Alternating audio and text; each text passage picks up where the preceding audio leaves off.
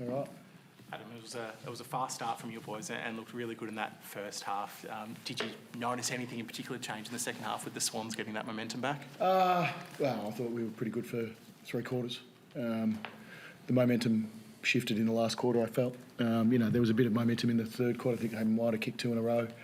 We steadied the ship with a nice goal. But in the last quarter, I mean, they were able to get their game up and going, and we weren't able to shut it down for a fourth quarter. That's pretty much how the game unfolded, in my eyes anyway.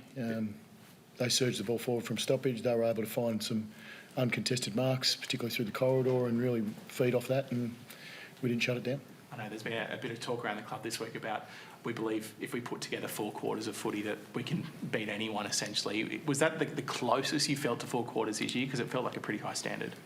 No, we didn't play the last quarter. Just like we didn't play the first quarter against Brisbane a few weeks ago, or the first quarter against Melbourne, or the first quarter against Carlton. We only played 3 quarters. We played a very, very good 3 quarters, but it wasn't good enough. What shifted in that final term for you then? Because it looked like your plan was playing out as you hoped, blocking the corridor and preventing some of their we mark. didn't do it. And they were able to find those marks, as I just said, and they were able to surge out of stoppage. And so when the ball's going their way and they've got feel that downhill run at the ball, then it puts your backs under a bit of pressure. And, we had some experienced guys make some errors. We had some young guys make some errors. That happens. We need to learn from it and move on and get ready for a big game this weekend, next weekend against Carlton or Brisbane.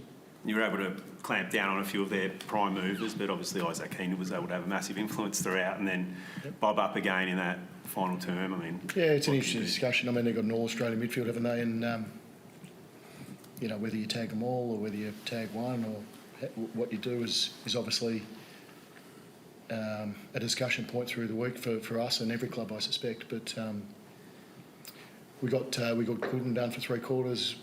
I thought we were reasonable on Heaney. He probably had a pretty big second half. I thought we were reasonable on Warner for 3 quarters. He had a big last quarter.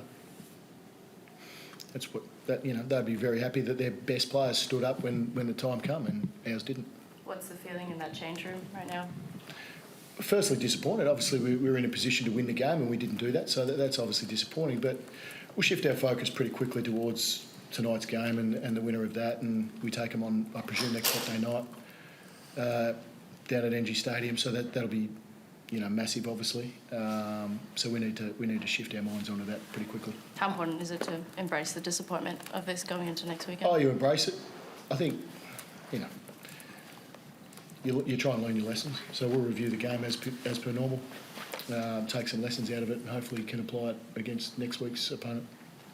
There was a bit of contact between Jason McCartney and Tom Papley after a little bit of a melee. Did you see that? No. No. When was that? At the end of the first quarter. Oh, yeah. No, I was on my way down, so I didn't see it. The defensive structures, as you said, 3 quarters again, very solid, but being able to limit, I think, to 3 marks inside 50 for the first 3 quarters, you must be really pleased with how that full-strength defence stood up. Yeah, I think what the first 3 quarters proved, like you said before, is that we're capable of mixing it and beating any team. And like I've said in the past, we're capable of losing to any team. And that's what we did tonight.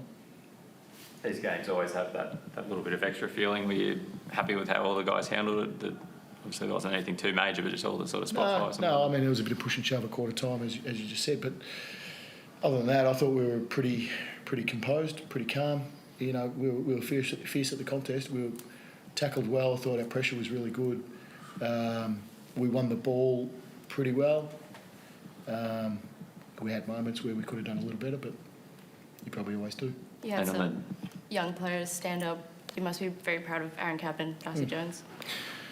Yeah, absolutely. Last night's game, Hawthorn kind of led the way on that, didn't they? With a lot of their young boys playing outstanding games and leading the way. And so that was a pretty good blueprint for our young guys. And I thought for the most part they were very good, all of them.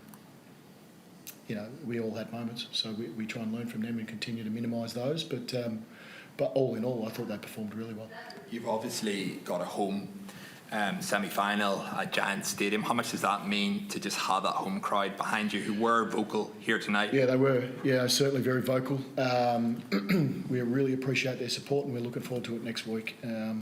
It's really important for us. It spurs our guys on, particularly in moments where it's not potentially working for us. So they become really important for us, and we're looking forward to playing in front of them. Obviously, having the second chance of finishing top four, getting a game of finals experience to young guys like Cadman and Jones who haven't played in finals before, how important is that? I would argue we've been playing finals for the last 5 weeks against the opponents that we've been playing. And so they're building their experiences. They're only, Darcy's might have played 15 games, you're going to know, but I think he's probably played that Cads maybe low 30s, mid 30s. So they're still building, they're still getting a feel for what the game is, let alone what finals footy is. And so every finals game you can play, whether it's in a legitimate final or a home and away game against a really good team, is very important. And tonight, the pressure was on. Both teams were fierce at the contest, and I'm sure our guys would have taken a lot of confidence out of the way they performed, albeit we didn't get the result. Any injury concerns out of Tynek on pull-ups? No, not that I'm aware of. I think we were pretty clean, but I'm not sure. I haven't checked with the medical guys yet, so it's a bit hard to tell. And Toby Bedford, how close was he to playing today and being selected, and do you expect him to be back next week? I'd expect him to be back next week. I think, look, he was really close. It was touch and go. We got through main train last week. He trained for the most part. He did a really big session this morning. He looks fine, so I'd expect to have him.